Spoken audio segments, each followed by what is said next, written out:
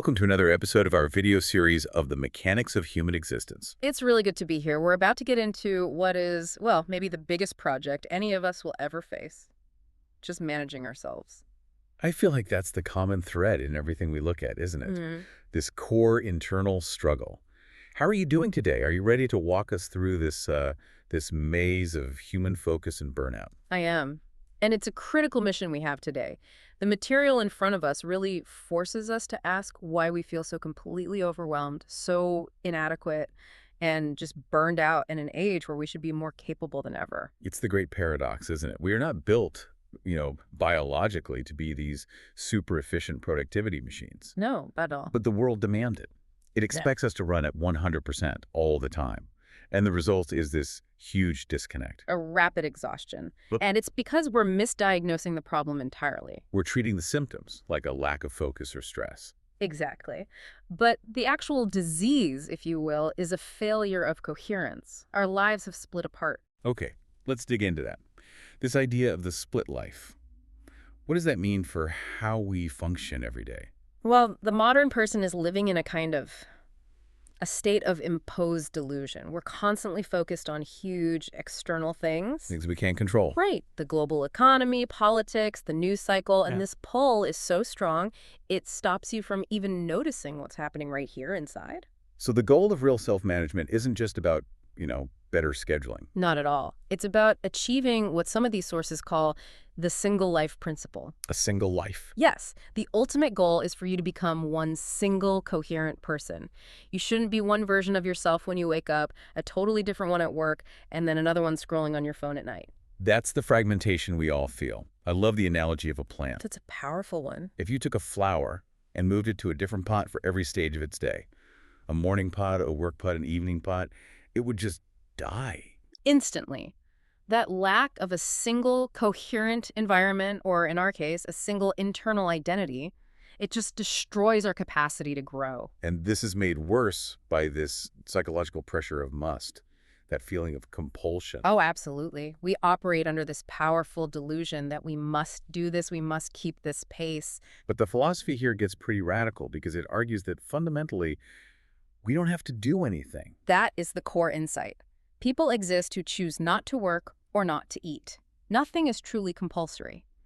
But the moment you operate under the psychology of compulsion, you're giving away your power. Your free choice, your will. You're surrendering your I raid, as the classical texts call it. That choice is what connects you to your innate capacity. When you feel forced, you feel diminished. You have to reclaim that choice. So the problem isn't the task itself, but the attitude we bring to it. Yeah. And to change that, you have to turn inward, which brings us to these ancient wisdom traditions. And they are so relevant. I mean, the problems we think are modern loss of connection, virtual goals, they're not new. They've been human problems for thousands of years. And traditions like Zen have answers. They do. Take the Zen principle of non-distinction. It says that mental freedom starts when you just abandon the exhausting habit of making these rigid distinctions about everything. Labeling everything as good or bad, desirable or not. Right. And that's so hard to do. It runs counter to all our survival instincts. But what's the cost of that constant judgment? Well, if you only love the beautiful, perfect branch on the tree, you can't love the whole tree. You have to accept the whole process, the decay, the struggle. If you only accept the good parts of life, you shut down your own capacity for growth when things get hard. You have to embrace it all. The Stoics had a similar take on this, on value. They said external things, wealth, poverty, health, they're all neutral. Precisely. The only thing that has moral value is virtue, or the lack of it. Poverty isn't inherently bad, and wealth isn't inherently good. The morality is in how you use it. It's entirely in the will of the user. A knife is a neutral object. In a surgeon's hand, it's a tool for immense good. In a thief's hand, it's the opposite. The knife itself doesn't care. I remember that story about the philosopher Pythagoras, I think, who told his students not to pray for specific things. Yes, because you can't possibly know what is truly good for you. The purest prayer is simply to accept that what is good. So the real arena for change is internal. It's the mind. But what is the mind? It's not just our thoughts, is it? No, it's much more. It's a complex upper aggregate. It's a mix of your emotions, your thoughts, your behaviors, even your life energy. And the critical insight there is that it's all built on an emotional foundation. It is. We aren't rational beings who have emotions. We're emotional beings who rationalize. We build logic to justify feelings that are already there. So if you want to change that system, where do you start? What's the entry point? It has to be your thoughts. Thought is the most malleable layer. The wisdom traditions tell you to sell your intellect and buy wonder. Meaning, let go of your assumptions. Exactly. Your intellect, in this sense, is just delusion. It's the set of rigid beliefs that tells you who you must be. True freedom comes from abandoning that. Which brings us to the most practical challenge for everyone listening. Focus. We all want this unbreakable, continuous attention. Which is impossible. The mind never stops. It's not designed to. So we need to redefine focus. We have to. Focus is not about unbroken attention. It's about living from a stable internal center. The mind is going to wander. That's its nature. Fighting that is a waste of energy. That is such a huge shift in perspective. Instead of wrestling with the distraction, you build a different muscle. The callback habit, that muscle is everything. You accept that your attention will disperse. You just train yourself to recenter it quickly without judging yourself. It's like in martial arts. The first thing they teach you isn't how to punch. It's how to fall. Right, how to fall correctly so you can get back up instantly. You practice falling so you can practice getting centered again. And this raises a fascinating point about the need for breadth. If your focus is too narrow, you become blind. What do you mean by that? If you focus too deeply on one thing without what we call width, you develop a kind of autistic attention. Your main project will actually fail because you've neglected the very things that sustain it. Your health, your family. All of it. The center has to be strong, yes, but you have to actively expand and maintain the perimeter. Otherwise, you cut off your own source of sustenance. It reminds me of Odysseus' journey home. His sailors land on an island and eat these sweet fruits. And they completely forget they're on a journey. They lose 7 years of their lives to a temporary pleasure. You can't forget the path you're on. And to stay on that path, you need rest. But not just stopping work. The sources talk about Tinlenbeck. Yes, which suggests connecting with your soul, your spirit. Rest has to be an active journey inward.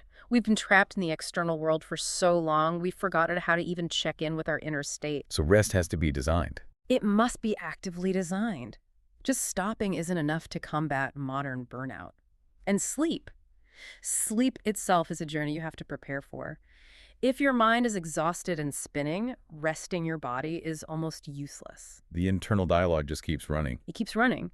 So you need mental hygiene. You have to filter the emotional junk from the day, do things that are actually calming, and crucially, cut off your devices. We're so careful about what we feed our bodies. But what are you feeding your mind right before you sleep? And the science on this is clear. fMRI studies show the brain keeps repeating the last activity it was doing before sleep. If that was arguing online or worrying about tomorrow, you're just contaminating your own rest cycle. That's a clear roadmap. But then we come up against that final huge wall for so many people. Procrastination. Yes. And it's so misunderstood. It's almost never about laziness. It's an internal rebellion. A reaction. It's a choice to avoid a moment of unpleasantness right now. But in doing that, you create this much bigger chronic stress because you carry the burden of that undone task for hours or even days. So the strategy isn't to focus on finishing, but just starting. Focus all your energy on starting.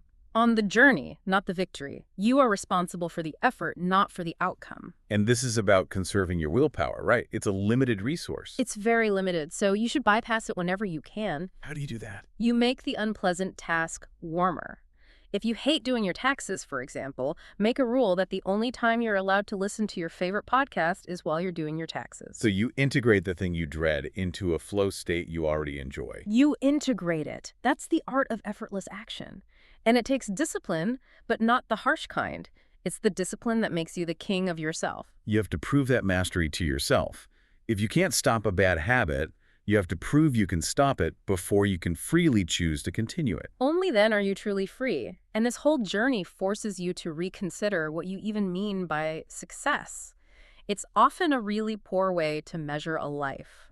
Look at Van Gogh. A perfect example. He created almost 2,000 works. And sold one for a tiny amount of money. If he had been using modern metric sales, engagement validation, he would have quit immediately. His success was entirely in the act of creation, in his connection to his own center, no matter the outcome. So everything we've talked about, focus, rest, discipline, all of it, it all comes down to one thing. It does. It's about the human being making the self the primary project of their life. You, the person listening, you have to turn that projector inward, see what's missing, and then start building. And there's such power in that. The people who make themselves their main project, they're the ones who can look back and say, yes, I would live this life again. Because they're talking about a work of art that they constructed, not something that just happened to them. In a world that is constantly selling us ready-made labels and prepackaged lives, the act of centering yourself is the most fundamental thing you can do. It's the foundational requirement for an authentic, functional, and powerful life.